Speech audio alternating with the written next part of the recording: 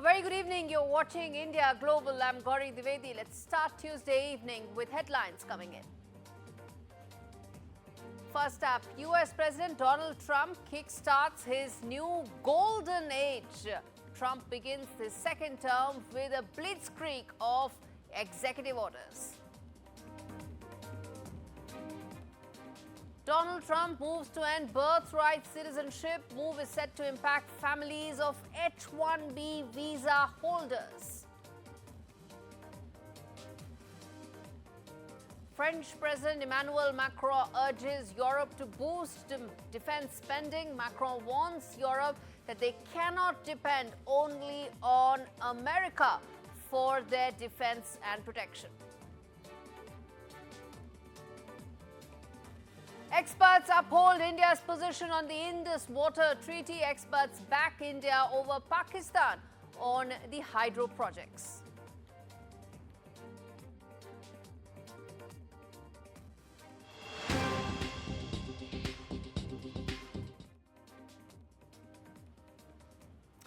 After a historic political comeback, Donald Trump took his first actions in office. As the 47th President of the United States, Donald Trump signed a bunch of executive orders after taking the oath of office on Monday, looking to quickly implement his election agenda, including declaring a national emergency on the US Mexico border. He's ordered construction of the border wall to resume and terminated diversity programs in federal agencies. After a celebratory rally in Washington, downtown Washington, D.C., Trump signed a number of orders related to immigration at the White House, including a directive to end birthright citizenship. He also withdrew from the WHO as well as the Paris Climate Treaty and a whole lot more. Proclaiming a new American golden age has begun. Within hours into his new term, President Trump obliterated large chunks of Joe Biden's legacy or the work that the previous government had done. In fact, he also revoked about 80 executive actions that the former president had signed. Before we explore the details of his executive orders, let's first listen in to some of the key takeaways from his oath-taking ceremony. The golden age of America begins right now. During every single day of the Trump administration, I will very simply put America first. The vicious, violent, and unfair weaponization of the Justice Department and our government will end. Revoking nearly 80 destructive, radical executive actions of the previous administration, they'll all be null and void within about, 5 minutes? Is that them over there? 5 minutes? And next, to gain immediate control of the vast federal, out-of-control bureaucracy, I will implement an immediate regulation freeze, which will stop Biden bureaucrats from continuing to regulate. Most of those bureaucrats are being fired. They're gone.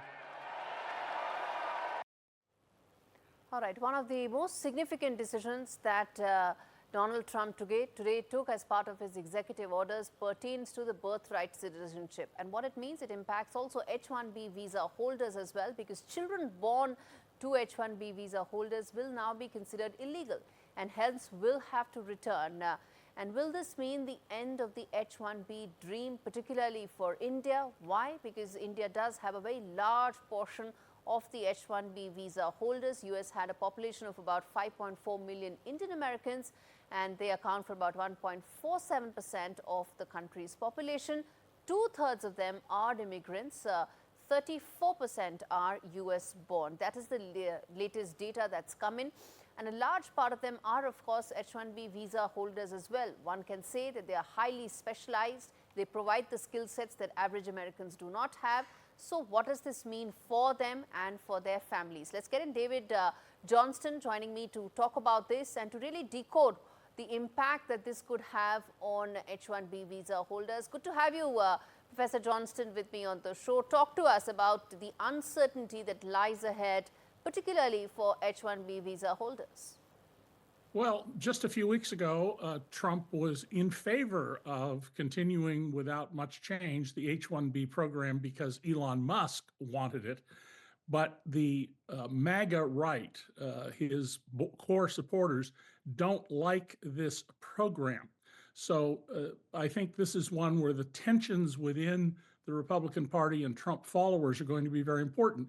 And by the way, Donald cannot end birthright citizenship. It's in the United States Constitution. So when he signed that executive order, it's meaningless as a matter of law. It simply tells you how deeply racist this administration will be. Yes, that is one part of it. Donald Trump's also done a flip-flop as far as H-1B visa is concerned. Before I come to you about the legalities of this, I want to understand from you the impact this could have. On your screens, of course, we are playing out for our viewers how many H-1B visa holders are there, the fact that they contribute to a large extent to America's growth story and the larger economic story. I want to understand from you the impact this could have in the immediate term, because there are stories that are coming in that several H-1B visa holders, they're in fact being abruptly told by their employers that they will not get a continuation. Well, the H-1B program gives employers total control over the people who work for them. If you are fired from your job, you have about 60 days to find another job that would qualify you, or you have to leave the country immediately. And one of the objections in the US to this is that while India has benefited a great deal, money sent home to India, remittances, it pushes down the wages of Americans who might develop the skills that Indian software coders and other technical people already have. So if Donald's going to pursue his America First policy, I would expect that there will be a decline in the number of East Indians who have an H-1B visa in the US, because his program is America First, jobs for Americans. At the same time, he wants to cut higher education spending, not increase it. And that's one of the many contradictions in his policies.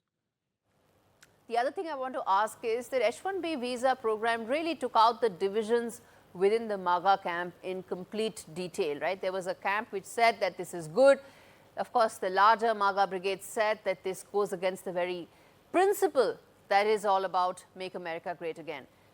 Do you think the entire flip-flop is pretty much caught in the center of the entire political tussle that Donald Trump is likely to see more of, even though he may want specialized, highly talented, skilled workforce to come in? Well, it's important to understand that Donald doesn't really have policies. I've covered him as a journalist for 36 years, longer than anyone else. And Donald is very subject to the last person he spoke to. There's no underlying philosophy here. So how this will turn out is not at all clear, but he's certainly under pressure by the far right in America to make sure that people from India aren't here in as many numbers as they are. This is a Make America White government, and that more Americans have these jobs. And part of the problem is America is not producing enough computer science, genetic science, and other cutting edge areas as it needs. So as a result, people who studied hard in school in India in those fields have opportunities they wouldn't have. And Americans, because of the wages being pushed down, that's what an H-1B visa does, it suppresses wages, are less likely to undertake the expense, not to mention that in the US, there's this very strong anti-intellectual, anti-education movement led by the Trump-Publican Party. All right, David K. Johnston, really appreciate you taking out the time to decode what I think is going to be a very important story that India Global is going to keep a very close watch on. Shifting focus now, soon after taking over as the 47th US president today, Donald Trump signed a record number of executive orders, including one entailing the nation's withdrawal from the WHO, which is the World Health Organization. The executive orders cover a wide range of topics, from requiring federal workers to return to office full-time to revoking birthright citizenship that we just spoke about, and even pulling the United States out of the Paris Climate Agreement. But what does it mean to really sign an executive order? What's that all about? Let's get in Vishal Vivek, my colleague, to explain that to you. Executive orders are signed statements about how President wants the federal government to be managed. These orders can be instructions to federal agencies or requests for reports. They can also lay out major policies. For example, when former President Joe Biden signed an order to create a structure for establishing regulations on artificial intelligence. Executive orders are also used by presidents to pursue agendas they haven't been able to or can't get through Congress. New presidents can issue orders to cancel the orders of predecessors, and they often do that. Trump has already cancelled about 78 orders and actions signed by Joe Biden. According to the American Bar Association, the orders do not require congressional approval and can't be directly overturned by lawmakers. Despite appearing to wield a lot of power, there are some limitations to how far an executive order can go. Both Congress and the courts can potentially block these orders. Congress can also deny funding to federal agencies and cripple the enforcement of these orders.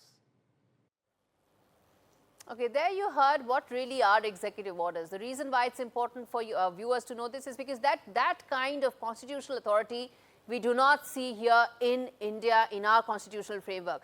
But beyond the orders, what's the impact of it? What is really going to change with those bunch of executive orders that you saw Donald Trump sign away while he was talking to the media? Take a look at this report that my colleague Arjun has filed to tell you what really is the larger impact of those 80-odd signatures that Donald Trump did within hours of taking office. As Donald Trump returns to the Oval Office for his second term, his executive actions are already reshaping the U.S. in dramatic ways. Here's a closer look at the sweeping changes under Trump 2.0. First up, Trump is vowing to end the weaponization of the federal government.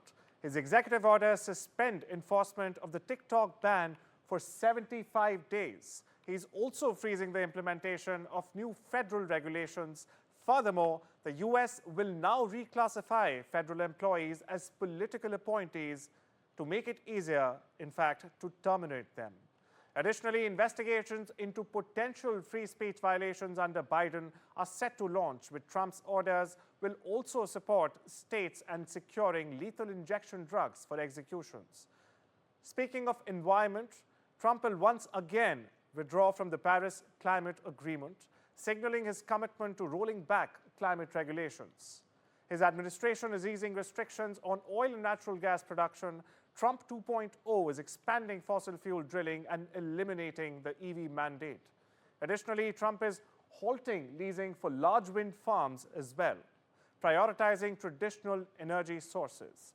Now, in a significant move for global health policy, Trump is directing the U.S. to exit the World Health Organization. It's a bold step to reassert American sovereignty on health issues. He's also taking decisive action on gender policies with an executive order declaring the government will officially recognize only two biological sexes, male and female. He's also rolling back the DEI initiatives in federal agencies and in the military, marking a sharp break from the previous administration's inclusivity measures. Now, these orders signal a return to Trump's vision for America. It's a path that promises to undo key Biden-era policies and reshape the country's future. Only time will tell what will this new era mean for the U.S. Indeed, only time will tell what this will mean for the U.S. and the world. But I'm going to slip into a short break, come back and pose that question to two important experts who will decode what Trump 2.0 era is going to be all about. Stay with us.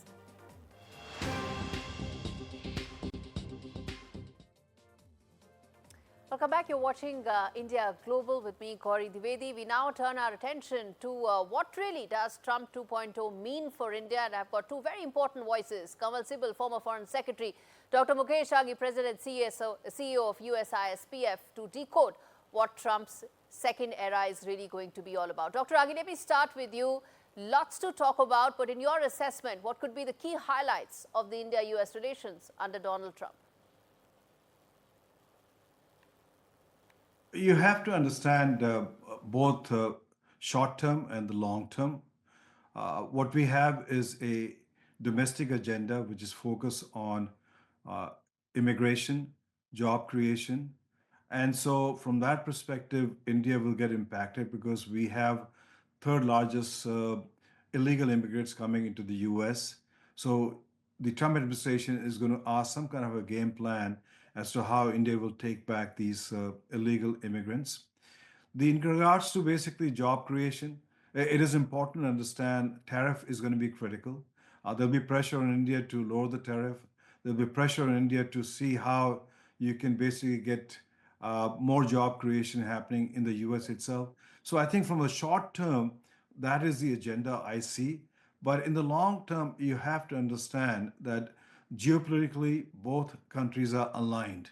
You have basically a nation which is China, which has taken a very aggressive, assertive posture both towards India and the United States. So there'll be much more stronger collaboration between US and India vis-a-vis China. That will percolate into short-term issues as to how do you basically move manufacturing out of China into United States. But overall, it has taken 40 years for manufacturing to move out of the US. So it will take a long time for it to come back. And that's where India can play a role where it can take some of the manufacturing load for the US while the US basically brings in more high-end manufacturing. So I think there will be a challenges, but opportunity between the two countries as Trump administration comes in. Okay, Dr. Agi, before I come to the manufacturing part, Kamal Sibal, come in on the China aspect. What will really be India's relationship as US tries to ensure that it doesn't let China rise? At least that's what Trump's goal is going to be. Look, on China, he's been sending contradictory signals. The only person that he invited in public officially to the inauguration was President Xi Jinping, no one else. And just before his inauguration, he spoke to Xi Jinping. And obviously some conversation took place, which was reassuring to the Chinese side. They sent their vice president. And the vice president apparently got a meeting with J.D. Vance. Maybe this was one of the conditions that was laid down. On the other hand, in his inaugural address, while referring to the Panama Canal, he specifically mentioned China, how this has been handed over to China, and this is not acceptable to Trump. And the Chinese vice president was sitting in the audience while he was saying that. He had earlier said he'll impose 100% tariffs or 60% tariffs on China. On TikTok, you've seen how he has set back. Clearly, this was part of the discussion with Xi Jinping in order to create a more conducive atmosphere for the vice president to visit. He wouldn't have liked to visit on the morrow when TikTok was excluded from the American social media scene. Therefore, he delayed it by 75 days. All right, Dr. Agi, how much of a bump up will India get with regard to manufacturing, and what could be Elon Musk's role in this tenure, especially for India and for manufacturing? See, Trump administration sees manufacturing as a job creator. But more important, manufacturing also is seen as building up your own industrial base. The war in Ukraine has shown that if you don't have your own industrial base, you cannot sustain a long-term war. So US has to bring back manufacturing from a geopolitical perspective also. So you will see a major effort. The challenge is going to be is Elon Musk has his own interest in China. It has a mega Tesla plant there. And so you have to finagle that while you move manufacturing back into the US. And we've seen that happening with Apple. Apple has massive manufacturing in China, but it has been able to move some of it to India, been able to maneuver tariffs by the US government also. So I think you will find ways to basically deal with these complex issues with Trump administration. All right. All right, Mr. Sibal, then coming on Elon Musk's primary role, which is to dismantle the administrative state, cut regulations. How do you see that impacting and really reshaping US and US bureaucracy? No, so far as the deep state is concerned, this is an internal US problem. and he has to handle that. If he controls the deep state, there can be some indirect benefit to us to this extent that we also believe that while the Biden administration was working hard in many areas to expand ties with India, but there was a part of the U.S. deep state which was working at cross purposes with the U.S. administration and creating problems for us. The latest being in Bangladesh. But apart from that, this whole business about backsliding of democracy, persecution of minorities, uh, human rights, curbing of religious freedoms. This was part of the deep states operating against us. Not merely that, I think they had support within the State Department, clearly. But nevertheless, this was part of the activity of the deep state. And this included the media and the prominent think tanks and journals of the United States. Now, if some curb is put on them, we may benefit from it, but this will not be that important and material. So the deep state problem is a U.S. problem, not our problem. With regard to technology transfers and everything else, now if Trump is far too much fixated on making America great again, which is all right in terms of his aspirations, and if he feels that he has this sense of that the United States has been exploited and this internationalism and helping others, he has put some curbs on aid, as you know already, because he wants the American public to be first looked after rather than the United States giving aid to other countries. Dr. Raghi, we spoke about areas of convergence. What about prick points, pain areas where there could be some divergence between India and US? I think you can have multiple areas where you could have irritation on both sides. But I strongly believe there's enough maturity on part of the Modi government and also incoming Trump administration that they will be able to handle complex issues in a win-win fashion. So I'm not too concerned about that. We are seeing that early on, right, in regards to illegal immigration, where India has proactively said we will take back illegal immigrants as long as we have a proper process of identification that they are Indian citizens. So I think, yes, you will have irritants, you will have media playing a role there, but overall, there's enough maturity. All right, Dr. Raghi, Kaval Sibal, thanks so much for taking out the time to decode how Trump 2.0 is likely to reshape India-America ties. All right, on that note, we slip into a very short break. We come back on the other side with lots more, including the latest that's unfolding in Bangladesh. Stay with us.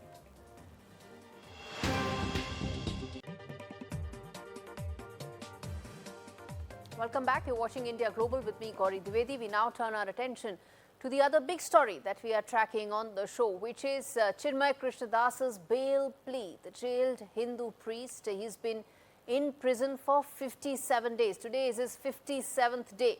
His bail plea was likely to be heard sometime this week, but it now looks like it's been pushed till next week.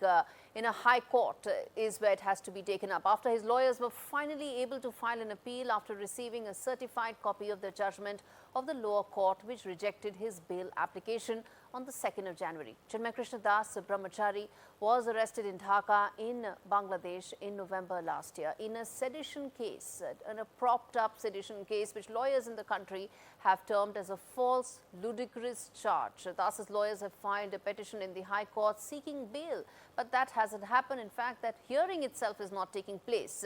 Chinmay Krishnadas had emerged as a voice against the oppression of Hindu minorities by radical and terrorist forces in Bangladesh, which have not been reined in by the US regime in Bangladesh. Lawyers who have appeared on behalf of Chinmay Krishnadas have also been attacked by radical groups, and the atrocities that the minorities continue to face in Bangladesh remains unchecked. The questions that we are going to pose to our panelists in just a short while will be about the fate of Chinmay Krishnadas, and more importantly, what does it tell about Muhammad Yunus and his interim government.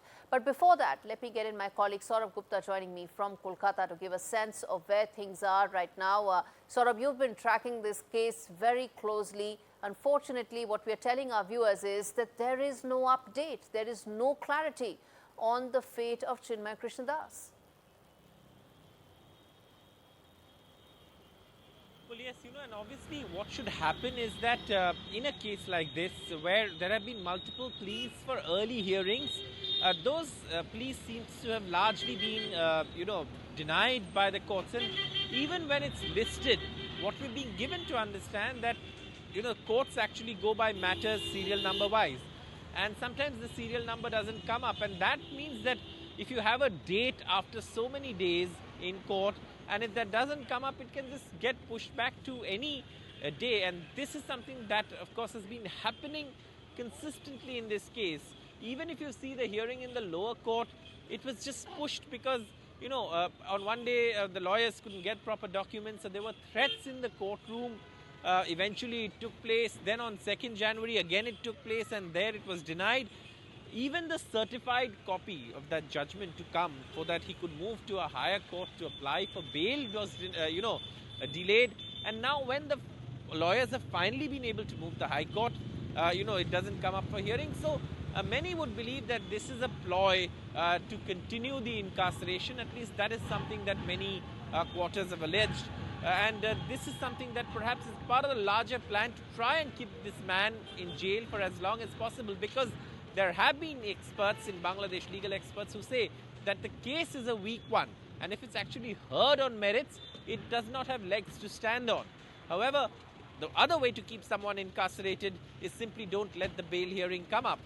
Or, let the system work in a way that somehow, even when you have a chance to have your say in court, you don't actually get it because of the way the system works. So that's what has been happening, and of course there's concern even in India over the way in which this bail hearing has been denied, especially given the fact that Chinmay Krishnadas has been booked for charges that have been considered frivolous and, frankly, trumped up charges. All right, Saurabh, before I get in some of the other panelists, I want to first of all urge you to stay with us because I want to keep getting these updates. And before I get in Veena Sikri to really talk about the diplomatic and the larger angle to it, talk to us about what people are telling you. There's a very large ISKCON presence in Kolkata as well. Many people are feeling that what is happening is outrageous. Talk to us about what you've been speaking to a lot of people there. What are they saying about this case and its larger impact on the relationship between India and Bangladesh? Well, Chinmay Krishnadas' earlier lawyer was admitted to hospital, and of course then we had Apurva Kumar Bhattacharjee who was representing him. And, all of them have been saying that the case itself, the way it's seen, is that it is built as a case to try and keep him in jail. When it comes to merits of the case, there's very little if it's actually argued on merit, and it won't stand in court if legal principles of justice, of fairness are applied. However, the system has its way of making people continue to stay in jail. And that is something that we see happening with Chinmay Krishnadas. And that is why there's a lot of concern, because he's seen as this person who really was organizing, the minority community, especially the Hindu community, against the radical forces at a time when the community is facing attacks and continues to face attacks. So obviously this is something that, has been an observation as far as Bangladesh is concerned, and the condition of minorities, especially the Hindu community, who continue to come under attack from radical forces, from hardline forces, that the current establishment of the day hasn't been able to rein in. All right, Saurabh, stay with us. I want to quickly get in Veena Sikri as well, who's been India's ambassador to Bangladesh in the past. Talk to us, ma'am, about the impact of this case. It's been, as I said, today is the 57th day. There's no clarity on when Chinmay Krishnadas is going to get, in fact, the legal rights that every Bangladeshi citizen is entitled to. His bail hearing is not coming up for any time. It was supposed to happen this week, hasn't happened. How do you see this and its larger impact? I think I'm very glad that you're organizing this discussion because this is a very important issue. And it's relevant to note that immediately the day on 5th August when Sheikh Hasina was forced to leave Dhaka, the first attack came on the minorities, on the Hindus, the Buddhists, the Christians and other indigenous groups. And this was absolutely such a sharp attack. I mean, lynchings, killings, raping, destruction of property, desecration of temples, vandalizing of statues, grabbing of, homes and business establishments. And after that, it has just continued. It has gone on and on. It has gone into attacks on economic livelihood and, people who were recruited to the police, the Hindus among them have been told not to join. And, the Hindu teachers have been forced to resign. Hindu professors have been forced to resign, all by mob justice, all by mobocracy. And I think that the role of Chinmoy Krishndas Brahmachari has been very significant because he was able to organize the community very well. And for the first time, you see, with every time that such attacks on minorities have taken place, small incidents or few incidents, you've seen that people have sort of been nervous and have left Bangladesh and come to India or gone somewhere else. But this time, the minorities decided to take a stand. And they said, no, we are going to stay. This is our country. We are citizens of this country and we want our rights. So the demand for the rights of the... But it is those rights that are not being granted right now. The bail hearing is not coming up. It was supposed to come this week. Now, the question I want to ask you is that now that Donald Trump is in power, he is now the president of the United States, he raised the issue of Bangladeshi Hindus during the Diwali greeting to Hindus around the world. Do you see him now pressurizing Muhammad Yunus that he needs to give fair treatment to Chinmoy Krishnadas? Oh, absolutely. I think the whole issue, because as you rightly said, President Donald Trump, while campaigning, had spoken about the chaos in Bangladesh and about the barbaric attacks on Christians and Hindus and others. So I do expect that certainly as president, he will look into both these issues.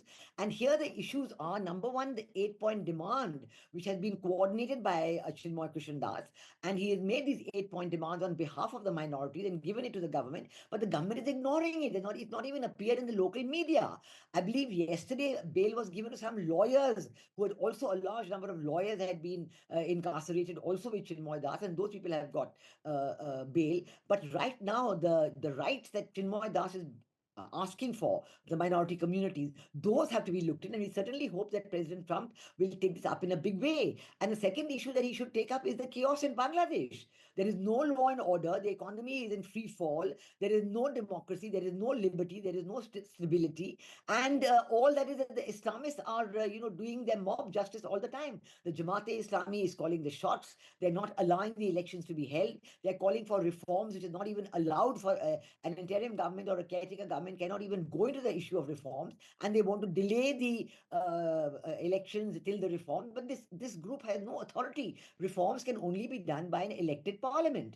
And the sooner that the elected parliament is allowed to function, the better it is. And even all the parties are asking for it. We certainly hope that President Trump will take this up and insist on early elections. And this present interim regime is not in any position to conduct free and fair and inclusive elections because they have completely sidelined the Awami League, which is about 35-40%. In fact, Veena ji, I was going to come to just that there's been a lot of talk about elections, but no clear roadmap. Even the main opposition party is saying conduct elections this year in July or August, but there's no word coming in from the so-called interim but unelected leader, Muhammad Yunus.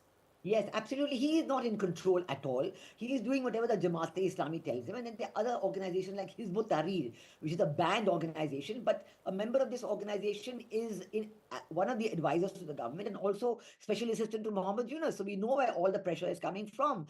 And, the interim government or caretaker government is not even supposed to have any party people. It's supposed to be a neutral, non-party government, interim government. But this group that is there now, they have violated every premise in the constitution and they are not allowing any elections to be held. The BNP, as you correctly said, is asking for early elections. They are a very important party, and the BNP, the Awami League, I think, as the two major parties controlling about 75 to 80% of the electoral votes in Bangladesh, I'm sure they will get together and ask and appeal to President Trump for early elections because it's the only way is to have free, fair and inclusive elections.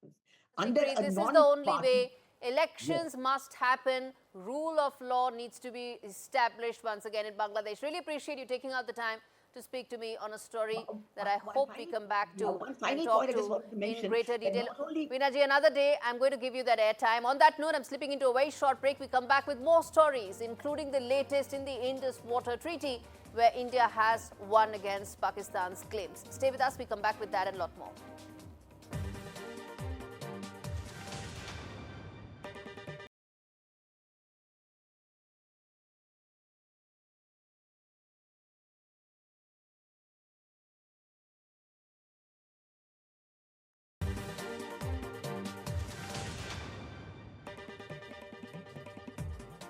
Welcome back. You're watching India Global. We now turn our attention to a very important story coming in. The World Bank appointed neutral expert has announced that it is competent to decide on the differences between India and Pakistan over 2 hydropower projects in Jammu and Kashmir under the Indus Water Treaty. A decision that upheld India's position was welcomed by New Delhi, and in a statement, the MEA has said that it stands vindicated. It's an important development given the fact that Pakistan had raised several questions on this issue. Now, what is that all about? How significant this is? Let's get in my colleague Mohammad Ghazali to fill us in with the very latest on the story and why this is so important for India. Go ahead, Ghazali, explain to us, connect the dots for us. See, this is very important because India and Pakistan have locked horns. There has been dispute over the maintainability of Indus Water Treaty. Both sides have discussed with each other about making some amendments, making some changes in the treaty which came into existence back in 1960 under the guidance of World Bank.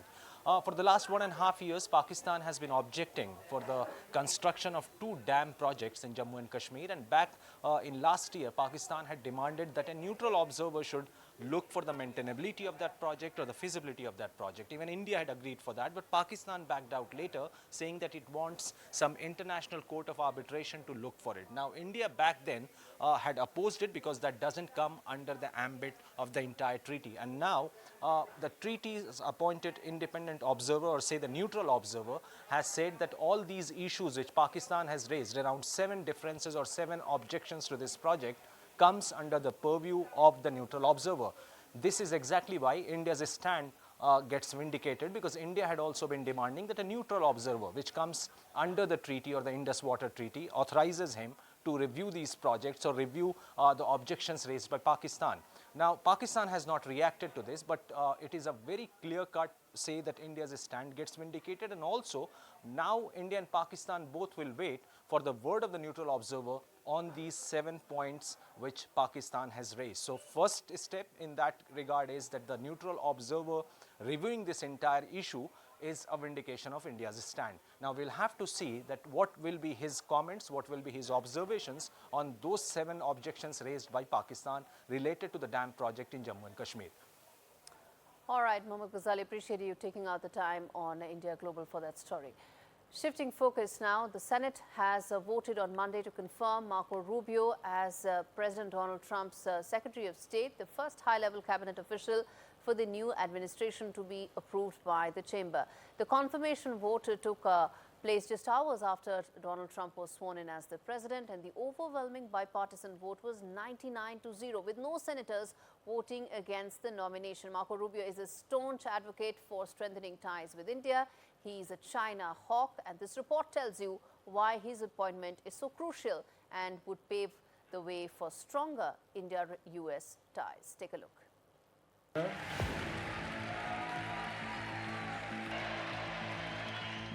Marco Rubio, the 53-year-old senator from Florida, has officially taken over as the U.S. Secretary of State. Unanimously confirmed by the Senate, Rubio becomes the first Latino to hold this prestigious position under President Donald Trump's new administration. Rubio's confirmation was historic, not just for its unanimity, but also for the bipartisan support he received. He's been praised for his intelligence and deep understanding of foreign policy. Senator Rubio, I've always been impressed with your view, particularly on a 50,000-foot level, of the kind of problems that we face in our lane, and national security lane, foreign relations and intelligence. Rubio's reputation as a staunch China critic precedes him. Beijing has sanctioned him twice for his outspoken criticism of their human rights record and policies in Xinjiang and Hong Kong. Is China and the risks they pose. I'm not sure in the 240 some odd year history of this nation we've ever faced a competitor and potential adversary of this scale, scope, and capacity. This hawkish stance is likely to shape U.S. diplomacy, particularly in the Indo-Pacific region, as Rubio aims to counter China's growing influence on the world stage. India in and of itself is a nation with incredible potential, and there's incredible potential in our bilateral relationship. Rubio's connection with India aren't new. His legislative record and public statements show a consistent effort to deepen ties between Washington and New Delhi. He introduced the U.S.-India Defense Cooperation Act, calling for India to be treated at par with key U.S. allies like Japan, Israel, and NATO members for military collaboration and tech sharing. Rubio has also pushed for cutting U.S. security aid to Pakistan. His strategic vision places India at the heart of the U.S. Indo-Pacific strategy, focusing on defense, trade, and technology partnerships to counter China's growing influence. Rubio believes aligning with India's expertise would strengthen global democracy's ability to compete with authoritarian regimes like China. Rubio's bond with India extends beyond diplomacy to his engagement with the Indo-American community. Florida is home to a large and vibrant Indian diaspora, and Rubio has worked hard to build bridges with this influential group. With Rhythm Arcadia, Bureau Report, NDTV World. All right, a 26-year-old man from Hyderabad was shot dead at a gas station in the U.S. on Monday in a suspected shooting by assailants in Washington, D.C. The victim, identified as Ravi Teja, was a resident of R.K. Puram Green Hills Colony in Hyderabad, and he had gone to the U.S.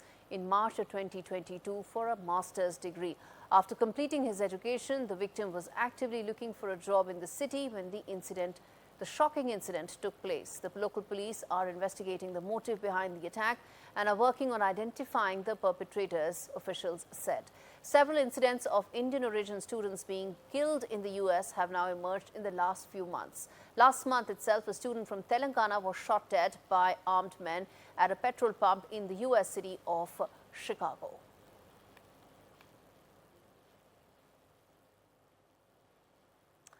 Turning our attention to French President Emmanuel Macron, who called on Europe on Monday to wake up and spend more on defense in order to reduce the continent's reliance on the United States for its security. In a speech to the French military, he said this as Donald Trump returns to power. Trump has on multiple occasions said that NATO allies, and that includes European countries, should pay for American security. Macron referred to expected changes in Washington's foreign policy, especially regarding the war in Ukraine, saying it was an opportunity for a European strategic wake-up call in his speech to the military at the Army Digital and Cyber Support Command based in Western France. Donald Trump has criticized the cost of war in Ukraine for U.S. taxpayers through major military aid packages, I beg your pardon, and has made it clear that he wants to shift more of the fiscal burden on Europe. He has vowed to bring the conflict to a swift end, voicing hope that peace could be negotiated in the next 6 odd months. Demain, que ferons-nous en Europe si notre allié américain retire ses navires de guerre de la Méditerranée, s'il bascule ses avions de chasse de l'Atlantique vers le Pacifique? Ce sont tous ces scénarios auxquels nous devons nous préparer. Ce sont tous ces scénarios auxquels nous sommes en train de nous préparer. Russian President Vladimir Putin held a video call with Chinese President Xi Jinping, suggesting a deepening of relations and deepening of their strategic partnership. This came just hours after Donald Trump was inaugurated as the 47th President of the United States. During the conversation, Putin highlighted that Russia-China relations are grounded in shared interests, equality, and mutual benefits, stressing that they remain unaffected by internal politics or the current global climate. Putin further went on to say that Russia and China play an important stabilizing role in global affairs. Xi Jinping echoed this sentiment, praising the strong cooperation between Moscow and Beijing and noting that their partnership brings positive energy to the reform and development of the global system. Donald Trump has issued an executive order lifting sanctions against Israeli settlers in the occupied area of in the West Bank region. The executive order reverses sanctions that have been put in place by Joe Biden early last year against Israeli settler groups that some have accused of significant violent acts in the West Bank region. Israeli officials welcomed Trump's historic decision to reverse those sanctions. Head of the Northern West Bank Settlements Council has said that the reversal of the quote-unquote scandalous sanctions was a political message that the United States has returned to being our friend. Meanwhile, former National Security Minister has praised the decision, calling it a correction of an injustice, and criticized the previous U.S. policies, which he claimed wrongly targeted Israel's supporters. Moving on to Thailand, where same-sex marriages are soon become legal in Thailand after a historic law. The marriage equality bill, which sailed through both the houses of representatives and the Senate, amended the civil and commercial code to change the words men and women and husband and wife to individuals and marriage partners. It would open up access to full legal, financial and medical rights for LGBTQ plus couples. Thailand has a reputation for acceptance and inclusivity, but struggled for decades to pass a marriage equality law. It was last week that Government House invited dozens of LGBTQ plus couples and activists for a meeting with the Prime Minister and several high-ranking officials to celebrate the law coming into effect, making Thailand the first in Southeast Asia and the third place in Asia after Taiwan and Nepal to legalize same-sex marriage.